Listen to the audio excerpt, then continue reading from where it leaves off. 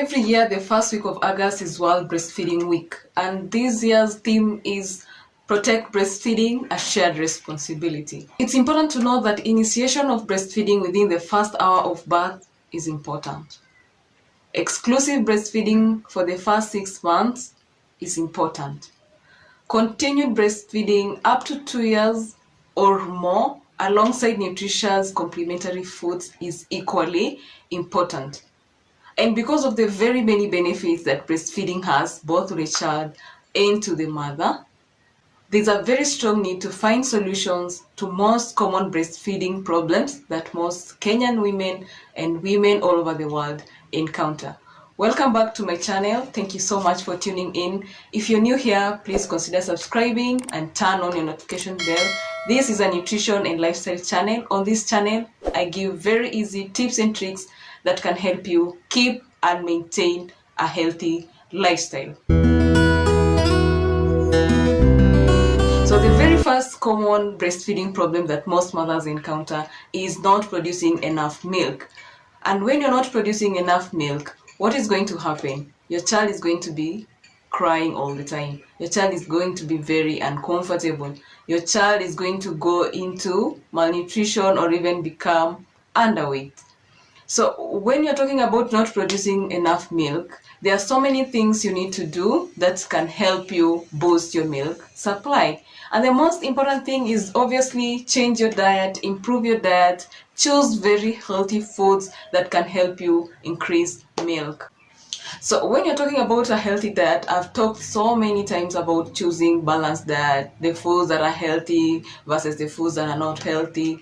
When you're smoking, when you're drinking alcohol a lot, that would totally affect the milk supply. So those are the things you're supposed to avoid in the first place.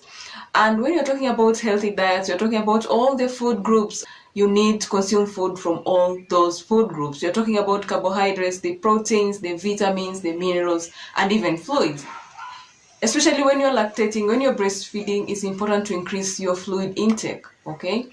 Besides that, you also need to eat more proteins. You also need to eat more vitamins and minerals because you're eating for your baby. What you're eating is what your baby is going to have. So supposing you're taking too much alcohol and smoking cigarettes while you're breastfeeding, that is exactly what your child is going to get. So it's important to improve and choose the foods that you eat very, very wisely.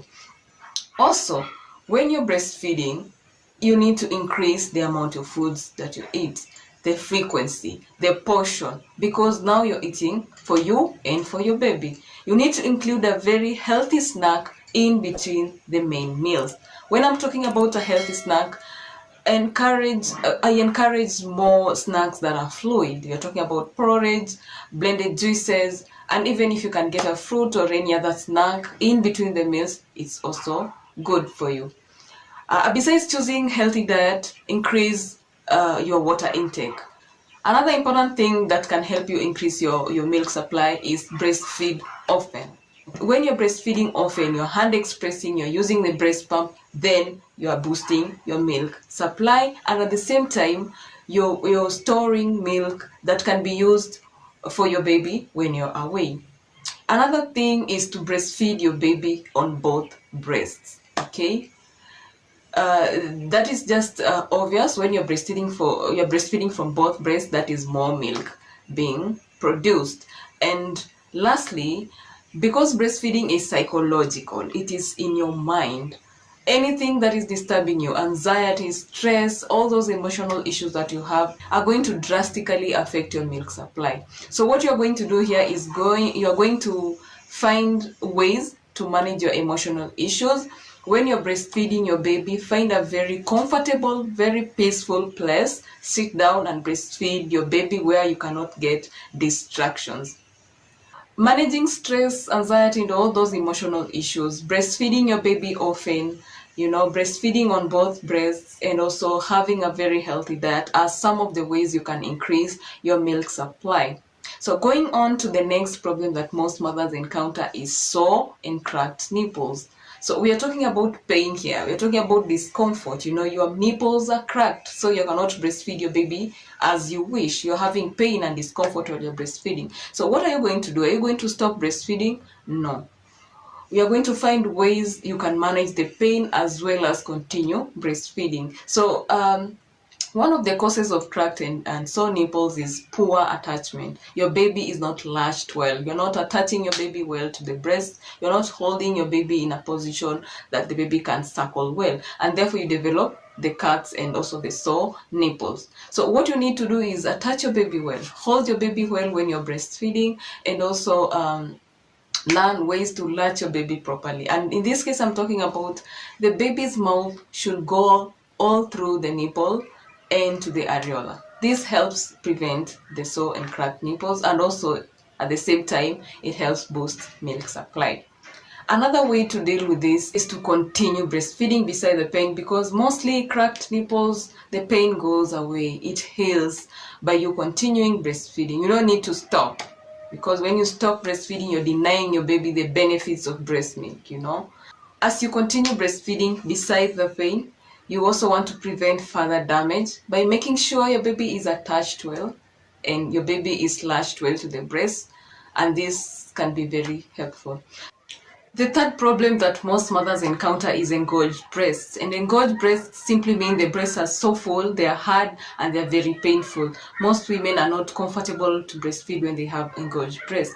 So the solution to this problem is very easy. Make sure your baby is breastfeeding often. Breastfeeding often makes sure that the milk is not stuck in the breasts, and therefore you won't encounter this problem. Another thing, if you're away from your baby, if you're a working mother, if you're busy away from the child, you can hand express or use a breast pump to express the milk and store it properly so that the baby can take it on a later time. Breastfeeding often, using a hand expressing method, or using a breast pump to express the excess milk can really help you deal with engorged breasts.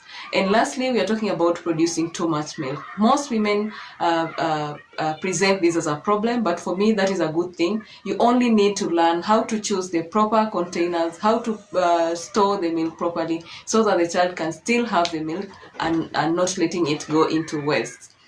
So in this video, we've talked about 4 most common breastfeeding problems. There are so many out there. If you have any other question, put them in the comment section below. We've talked about not producing enough milk. We've talked about cracked and sore nipples. We've talked about engorged breast. We've also talked about producing too much milk. If you have any other problems that have not been mentioned on this video, you can put them on the comment section below. Also, remember to like and share this video if it has been helpful to you and you feel like other people also need to learn from it. You can also remember to subscribe, and don't forget to turn on your notification bell so that you don't miss out on the videos that I post. And so with this video is another video that I did last year on do's and don'ts of breastfeeding for new moms. Those are very simple tips and tricks that new moms can use so that they enjoy the breastfeeding and also make sure the child is getting all the benefits that come with breast milk. Thank you for joining me today. Until next time, bye.